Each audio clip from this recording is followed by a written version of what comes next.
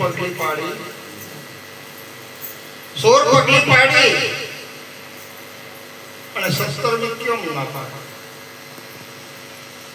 તો ભગવાન રામદેવજી મહારાજ 16 કરા લઈ અને પૃથ્વી ઉપર પ્રગટ થયા. 16 કરા. કૃષ્ણ ભગવાન પાસે પણ 16 કળા હતી. એ 16 કળા લઈને રામદેવજી ભગવાન પ્રગટ.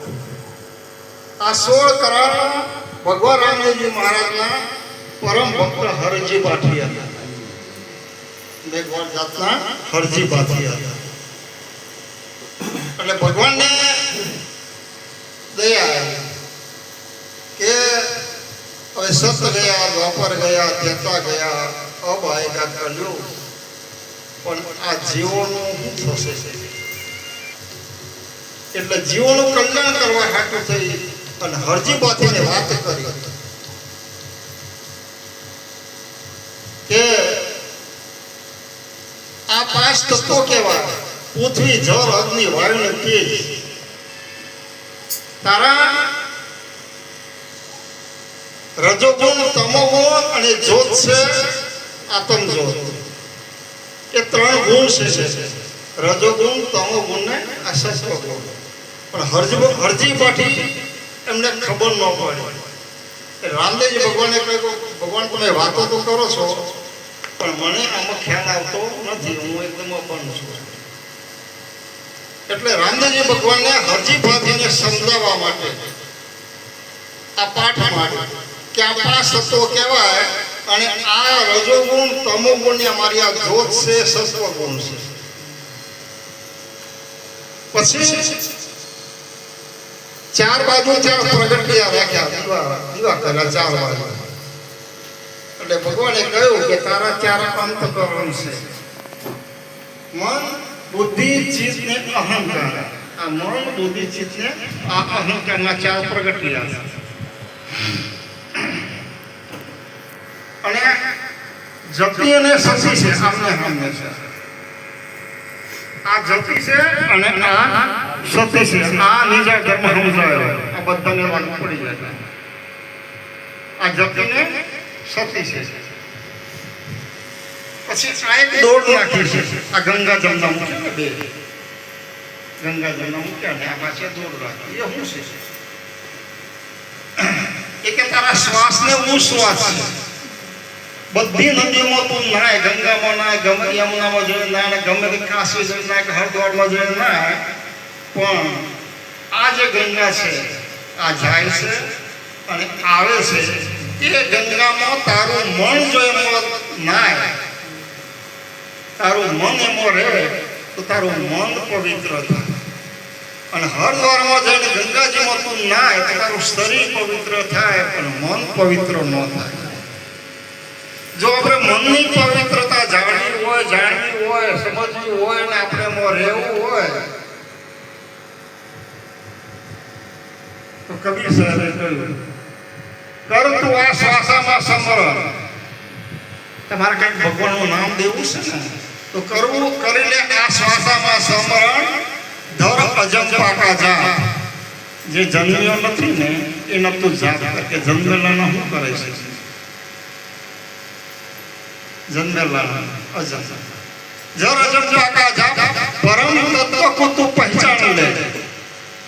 તમારી અંદર કોઈ પરમ તત્વ છે જેના આધારે તમે જોઈ શકો છો, બોલી શકો છો, સાંભળી શકો છો, સ્પર્શ કરી શકો છો, રસ આવે છે, ગંધ આવે છે ને આ સ્વર છે, બધું આટલામાં સેટિંગ કર્યું છે ગુરુ મહારાજ.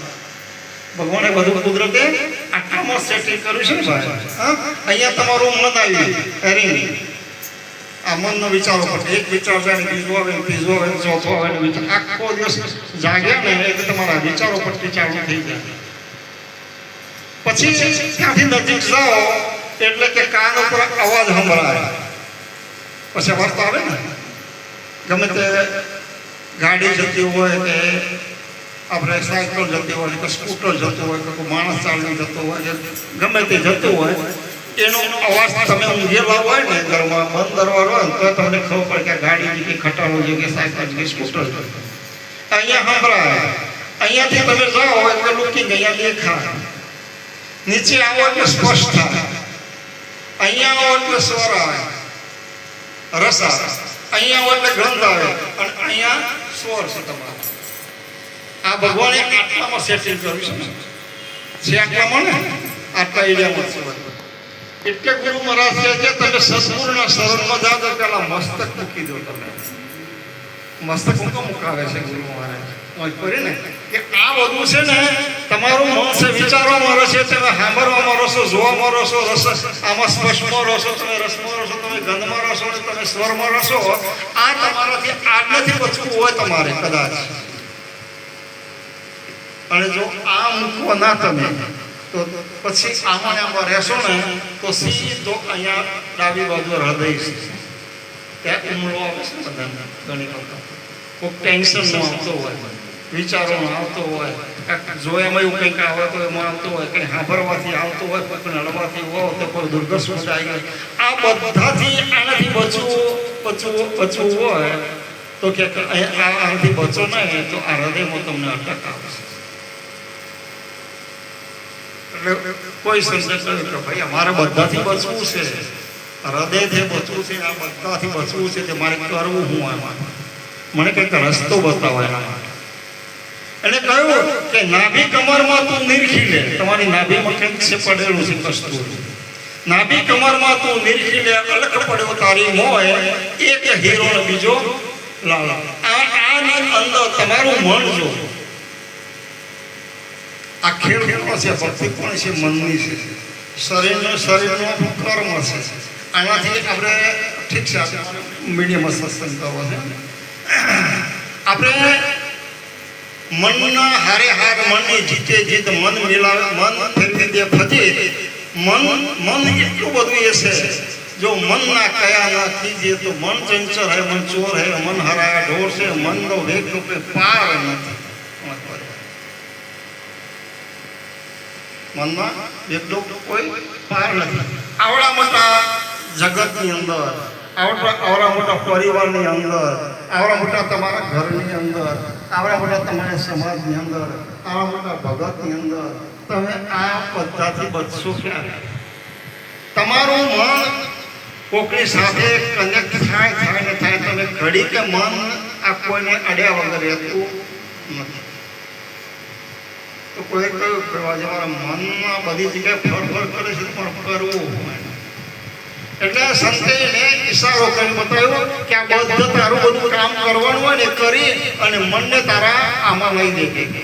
ગુરુ મહારાજે ઠેકાણું બતાવ્યું, મનને ઠેકાણું બતાવ્યું કે તને હું જે ઠેકાણું બતાવું ને એ જગ્યાએ તારા મનને તું રાખી દે. એટલે મનને ત્યાં મુક્તિ થાય. મન છે, મન એ પવનનો પુત્ર છે. મન એ પવનનો પુત્ર છે. એટલે આપણે એને હનુમાનજીની પાઠ ઉપર રાખ્યા. પછી ગણપતિને કેમ રાખ્યા કે મૂળાધારમાં તમારું ગણપતિ છે, આ ગુણરૂપી આ ગણપતિ છે અને ભગવાન છે. આવા ત્રણ દેવ તમારી અંદર છે હાજરો હાજર. પણ એની આપણે જો સમજણ પડી જાય તો આ ભગવાનની જો હાથી સમજણ પડી જાય આપણને, જે પણ તમારી અંદર છે એ પણ રામદેવજી ભગવાને આ બાર પ્રગટ કરીને હરજી પાઠીને હરું સમજાય. હરજી પાઠીને કહ્યું કે આ સત ગયા પર ગયા ત્યાં ગયા, હવે આવશે કહ્યું હરજી પાઠી જો કોઈ જીવનું કલ્યાણ કરે આ ધર્મનો તું પ્રચાર કરજે, અને કોઈ સમજે તો આમ તો વાત કઈ તો સમજશે નહીં, પણ તું આ પ્રગટ મેં જે કરે છે આ પ્રગટ કરી અને તું એને સમજાવશે. આની અંદર નવનાથ સિદ્ધ 84 88 ઋષિ 33 કરોડ દેવતાઓનો આ પાઠ મંડાણો નવનાથ સિદ્ધ 84 88 ઋષિ અને 33 કરોડ દેવતાઓ જે છે એ બોલ્યામાં આવે, લખવામાં આવે, જોયામાં આવે, ચિતરવામાં આવે, બધામાં પૂજા કરવા બધામાં આવે ને. એ બધા છે 33 કરોડ દેવતાઓ છે. એક જ એવો ભગવાન પરમાત્મા જે છે કે એ લખ્યામાં ના આવે, જોયામાં ના આવે, બોલ્યામાં ના આવે, વિચારવામાં ના આવે, અનુભવી એવો એક ભગવાન છે. એની રામદેવજી ભગવાનની હરજી પાતીને હરું ભરું એની ઓળખાણ આની જાત. એટલે કહ્યું કે મારી ધોરી ધજા, આપણે ધોરી ધજા કે ધોરી ધજા કપૂર કીની તું પ્રગટાવે છે પાઠ પૂરે ને ત્યારે ધોરી ધજા કપૂર ઘીની જ્યોત પ્રગટાવજે પાર બીજ ઉજવજે નરણના એ પાઠે અમે આવીશું તમે ધર્મ સેવજો નિજા કયો ધર્મ નિજા જેને ઝાર લાગી હતી નથી એને કોઈ અડી શકતું નથી એ કોઈ બળી શકતો નથી આને કંઈ થઈ શકતું નથી એવો એક આ નિજાળ ધર્મ એટલે હું કે આ નિજા આપણું સ્વરૂપ છે એક જાય છે ને આવે છે એ નિજાળ ધર્મ આ ધર્મ તમે એને નિજા ધર્મની વાત કરી આ નિજા ધર્મ માલ છે કરીને પણ આપણે નિજા ધર્મ રહી શકતા નથી આપણે બધી જગ્યા રહીએ છીએ પણ આપણો શ્વાસમાં ધ્યાન જતું નથી આપણું જ્યાં ધ્યાન જવાનું જો હોય ને ત્યાં ધ્યાન જતું નથી આ ધ્યાન જાય કદાચ તો નાભીએ ના મૂળ છે નાભીમાં એનું મૂળ છે પવન છે એના રેવા છે અને ગાજર છે એ પૂરું છે અને હાંભરે એ જ ચેલા છે એવી જો સ્થિતિ સાધકને જ બની જાય ઓકે સાધકને જો બની જાય એવી સ્થિતિ તો સહજ શૂન્ય હોય એક પ્રવણ હસતા વાસા એ સહજ બની જાય ને કે એની એક પ્રવણ રૂપી એક હસવો પ્રગટ થાય એને ચાચ નથી ને પાંખ નથી અને એને કંઈ નથી અને એ અજર અમર હસવો જે છે એની જગ્યાએ એ મન ત્યાં પોરવાઈ જાય એટલે કે સહજ શૂન્ય હોય એક પ્રવણ હંસકા વાસા એને કપી ન હોય નાશા એ હસવો છે એને ક્યારે નાશ થતો